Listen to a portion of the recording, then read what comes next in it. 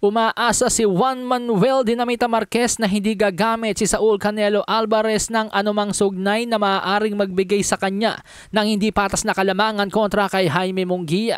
Nasasabi po yan ni Juan Manuel Marquez mga amigos dahil may mga naging laban po si Canelo kung saan siya po yung nagdidikta kung hanggang ilang pounds lang ang pwede mong i-rehydrate sa laban. Minsan may catch weight din. So sa madaling salita mga amigos, catch weight at rehydration clause yung tinutukoy nitong si Juan Manuel Marquez. Sana daw po hindi naglagay si Canelo ng mga ganitong clauses sa kontrata upang maging bentahin niya sa laban kontra kay Jaime Munguia. Matatanda ang 2019 po mga amigos naglagay nga po si Canelo sa kontrata ng rehydration clause at catch weight kontra kay Sergey Kovalev.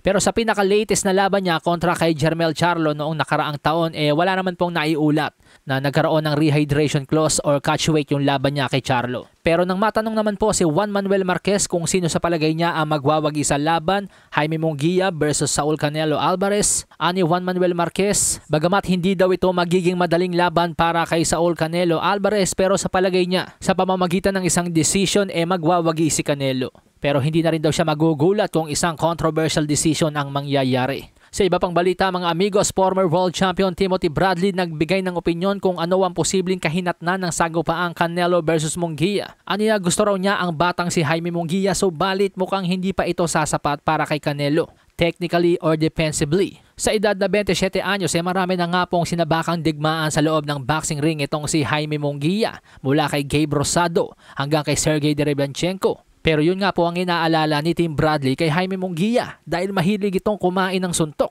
Ando na tayo na masarap talagang panoorin lumaban si Jaime Munguia. Patay kung patay ang kanyang estilo, talagang Mexican style. So balit malaking problema ang kanyang kakaharapin sa isang mandirigmang katulad ni Canelo na napakahusay dumepensa, matibay. Yung mga binibitawan daw na right hand nitong si John Ryder na hindi tumatama kay Jaime Munguia o mga mintis na tira. Kung si Canelo raw po ang bibira nun ay malamang na hindi masyadong magmimintis. Kilalang boksingero si Jaime Munguia sa pagkakaroon ng tila walang pake kahit tamaan. Kumakain ng suntok sa madaling salita. Pero isang kahinaan yon sa parte ni Munguia sa tingin ni Tim Bradley. Ani Tim Bradley magaling daw po itong si Canelo Alvarez mang utay-utay ng kalaban. Nakita naman po natin yan sa laban ni Canelo kontra kay Sergey Kovalev at kay Caleb Plant. Pero wag din po natin kakalimutan na hawak na po ni Freddie Roach ngayon itong si Jaime Munguia at sa kanyang huli naging laban kontra kay John Ryder nakitaan na po si Jaime Munguia ng mga improvement sa depensa kahit papaano.